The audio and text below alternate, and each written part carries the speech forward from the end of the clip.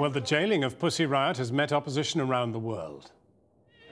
In Paris, around 200 people gathered near the Pompidou Centre carrying banners and leaflets. Some 50 supporters met in Brussels outside the building of the Russian delegation to the EU. Pussy Riot! Berlin saw hundreds singing outside Russia's German embassy. Keeping the beat, a band of drummers showed their solidarity with Pussy Riot in Sydney. Free Pussy Riot!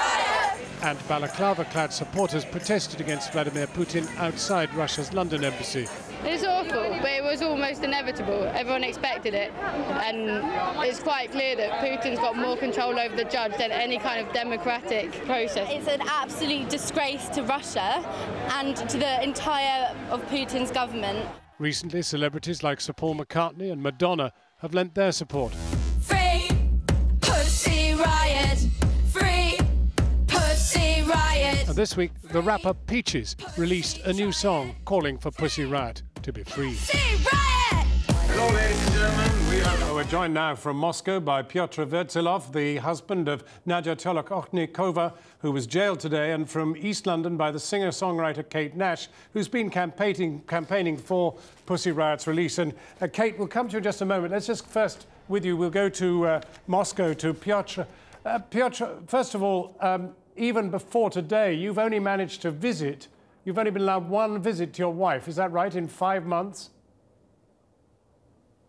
Yes, exactly. I had only one visit because, well, the man who is now the Minister of Interior of Russia, the head of all Russian police, he overheard me give a radio interview where I harshly spoke of Putin, and after that he said that no way this man is going to see his wife in prison. And after that I received 5 official refusals to see Nadia in jail.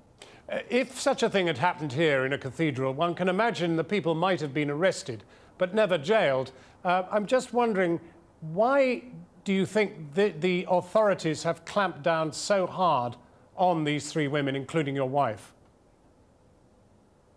Well, basically because what the girls did instantly became a very bright, creative and loud example of public protest in Russia. And obviously the government just didn't want to not show its brutal reaction to it. You know, Putin is a man who likes to show his vengeance, and well, for them it seemed like the perfect chance to do it.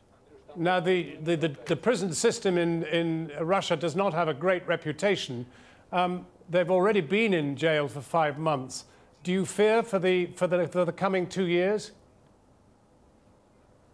It's going to be quite brutal, right? So basically, well, for Putin, this might sound as a lenient sentence. That's what he said in London when he spoke on the case.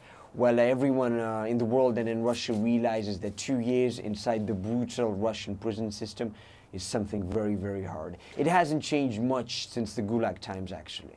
Pyotr, would you wait a moment, because I'm now going to go to Kate Nash. Kate, what has fired you up about all this? I think it's just like, I could really relate to what they have done. I think that musicians have a responsibility to have an opinion and to use their platform to, you know, try and change the world for the better. And I think that anyone should be able to have an opinion on their government to protest against them.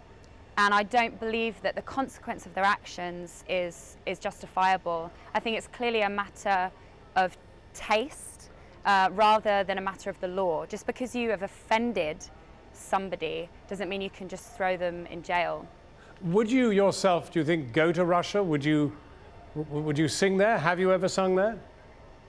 I have never actually been there. I wouldn't like to hold it against the... I'd actually like to visit Russia to visit Pussy Riot and support the women that are being put away for doing something that I would do and agree with.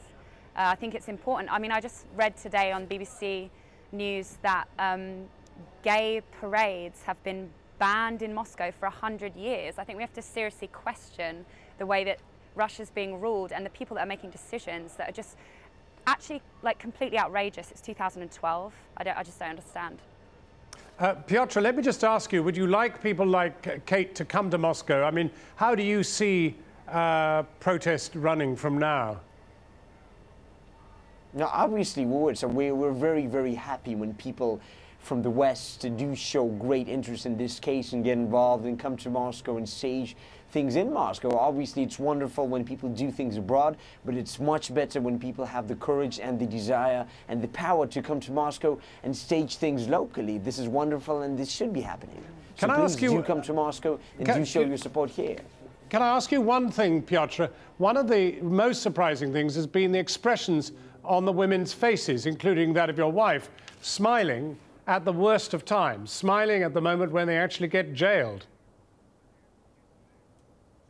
Well, you know, it's kind of a satirical stance that the girls, obviously, they're acting the way they've been behaving for the last couple of weeks during this horrible trial. They've become role models for millions of Russians. And, well, you know, the best thing you can do in the face of Putin throwing you 2 years prison time is just laugh at his face. That's the best and the most powerful thing you can do at that moment. Kate, can I ask you then, given that we've got Piotr here, he's only managed to see his wife once in 5 months, but let's hope he can get in and see her again. What would your message be?